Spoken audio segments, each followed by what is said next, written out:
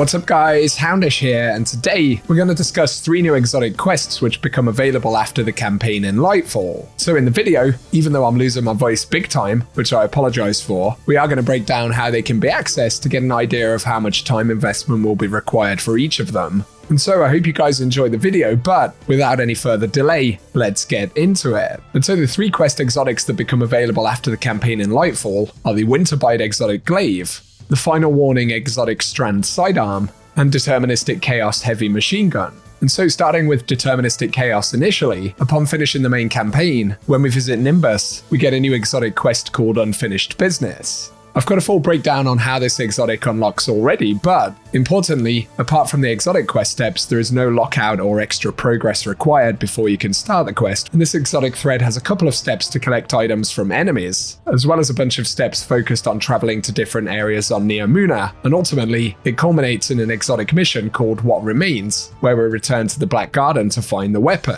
Since this is the most easily accessed exotic quest in the expansion, I will link the full guide for it down below. But of course, Deterministic Chaos comes with heavy metal, and while holding down the trigger, every 4th bullet becomes a heavy projectile that weakens targets on impact. And on top of that, it has the trait Vexadecimal, and while holding down the trigger, every 4th heavy metal projectile also makes the targets volatile in impact. So it's a pretty fun weapon, and once again, the full quest guide for this is linked below. Interestingly though, one of the first quest steps for Deterministic Chaos will actually open up a new area in the Neomuna hub called the Hall of Heroes. And here there's a new vendor, the City Archivist, who holds the exotic quest for the Winterbite exotic. And of course this is a new heavy exotic Glaive, and we can see that the exotic quest will be unlocked after we restore 3 memorials in the Hall of Heroes, and each memorial has its own mini-quest which all need to be completed in order to restore the memorials by completing various activities in the expansion. Once all memorials are complete, the Strider exotic quest will be unlocked, and so if you want Winterbite, be sure to get working on the memorial quest soon. And in terms of a preview for the quest steps for the Winterbite exotic, we can see the quest is called Strider, and the first step requires us to spend keys on a terminal overload chest in each of the 3 different areas of Neomuna. And Terminal Overload is a new public activity that will show up in the 3 core zones, so we'll need to do that in each of the areas. Then step 3 requires us to defeat Shadow Legion forces in Neomuna to find location data, and dive into the Ahimsa Park Lost Sector for a data cipher to put the data together.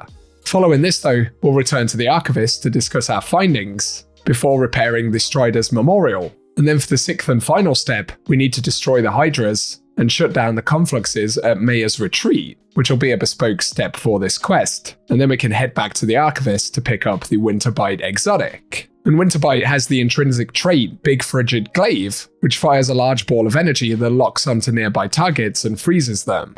But on top of that, we can see that it has the exotic trait Weighted Edge, and the weapon's melee attacks deal increased damage and slow targets when loaded with ammo. So it'll be really fun to check that one out, but the final Lightfall exotic quest which opens up is for the Final Warning exotic Strand Sidearm. And this one is earned via the Puka Pond in the Neomuna hub, which is the vendor where we unlock all of the strand fragments. And to gain access to this quest, we need to unlock all strand upgrades on a single class. So obviously this will take some time, as we need to purchase each strand fragment for a single class, and these cost 200 strand meditations each. And strand meditations are a new currency that we spend in order to unlock those fragments. And as you probably noticed, they drop from killing enemies on Neomuna, completing activities like public events, which can drop bundles of them, and also they can drop from Vex incursion zones on the destination, which are new activities which also reward chances at Lightfall exotic armor. So it seems pretty likely that this exotic is going to take the longest period of time to acquire. And we should point out that the final aspects of the Puka Pond won't be unlocked until the Lightfall raid has been completed and World's First is achieved, so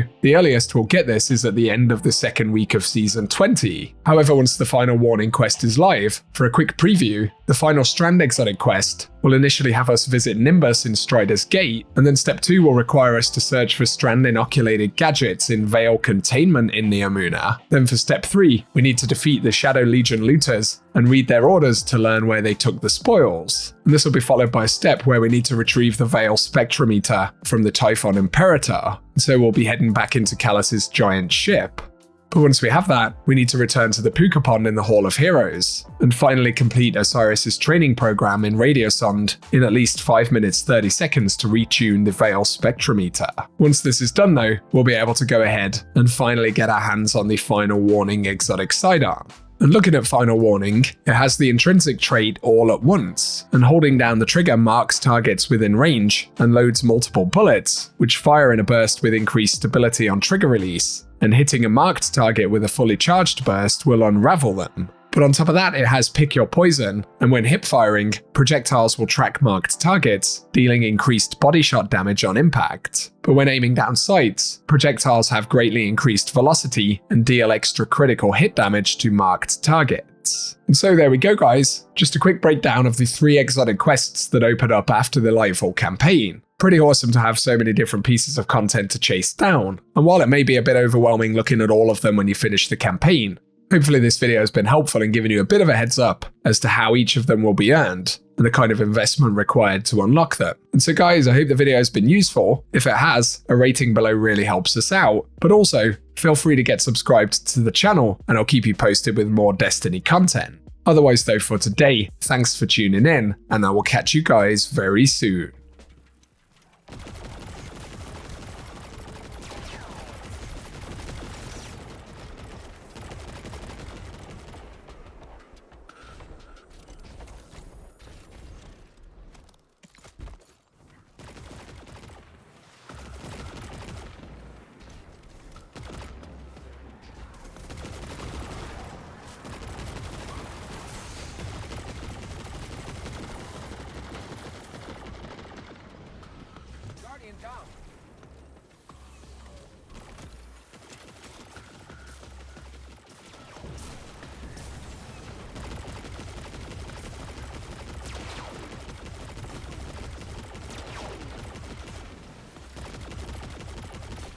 Down.